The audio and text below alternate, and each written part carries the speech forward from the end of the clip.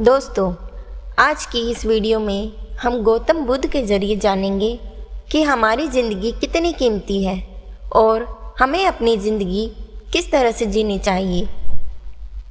एक बार की बात है, गौतम बुद्ध अपने शिष्यों को ज़िंदगी से जुड़ी अच्छी बुरी चीज़ों का ज्ञान दे रहे थे। सभी शिष्य उनकी बातों को बहुत ध्यान से सुन रहे थे। उन सभी में एक शिष्य ऐसा था जिसे प्रश्न पूछने की बहुत आदत थी। वो उठकर गौतम बुद्ध के पास गया और उनसे बोला, आप हमें ज़िंदगी के बारे में जो कुछ सिखा रहे हैं उस सब का क्या फ़ायदा है, क्योंकि हम में से बहुत से बच्चों को ये भी नहीं पता कि हमारे जीवन का मूल्य क्या है और ये जीवन हमारे लिए कितना कीमती है। पहले आप हमें ये बताइए कि इस जीवन का मूल्य क्या है। अपने शिष्य की बात सुनकर गौतम बुद्ध अपने कक्ष में गए और एक चमकता हुआ पत्थर का टुकड़ा लेकर आए। वो टुकड़ा उन्होंने अपने शिष्य को दिया और बोले, मैं तुम्हें इस जीवन का मूल्य तब बताऊंगा जब तुम इस पत्थर का सही मूल्य पता लगाकर आओगे। साथ ही ये ध्यान रखना कि तुम्हें ये पत्थर का टुकड़ा किसी को बेचना नहीं है। गौतम बुद्ध की बात मानकर वो शिष्य बाजार की तरफ चला गया। बाजार में सबसे पहले उसकी नज़र एक फल बेचने वाले पर पड़ी और उसने वो पत्थर उस फल वाले को दिखाया। इस पत्थर के बदले आप मुझे कितने फल दे सकते हो? फल वाला बोला, ये पत्थर कुछ खास तो नहीं है, लेकिन फिर भी इसके बदले मैं तुम्हें 10 केले दे सकता हूँ। वो शिष्य उस पत्थर को लेकर आगे चला गया। फिर उसे एक सब्जी वाला मिला।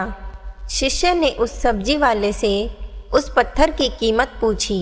सब्जी वाले ने उस पत्थर को ध्यान से देखा और बोला, इस पत्थर की कीमत के बदले में तुम्हें ज़्यादा से ज़्यादा 1 बोरी भरकर सब्जियां दे सकता हूँ। इसके बाद वो शिष्य उस पत्थर को लेकर एक सोने के व्यापारी के पास गया। उस पत्थर के टुकड़े की चमक देखते ही उस सुनार ने उसकी कीमत 100 सोने के सिक्के लगाई। शिष्य ने वो टुकड़ा बेचने से मना किया तो वो सुनार उसके बदले 200 सोने के सिक्के देने को भी राजी हो गया, लेकिन शिष्य ने वो पत्थर नहीं बेचा।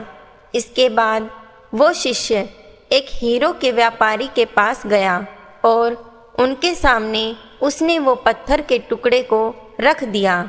उस पत्थर को देखते ही हीरो के व्यापारी ने एक साफ कपड़ा बिछाया, उस पत्थर को उसके ऊपर रखा, फिर उसकी परिक्रमा की और हाथ जोड़कर उस पत्थर को कपड़े में लपेटते हुए बोला, तुम जिसे मामूली पत्थर समझकर उसकी कीमत पूछ रहे हो, असल में ये एक बेशकीमती रूबी है। ऐसा रूबी हर किसी को नहीं मिलता।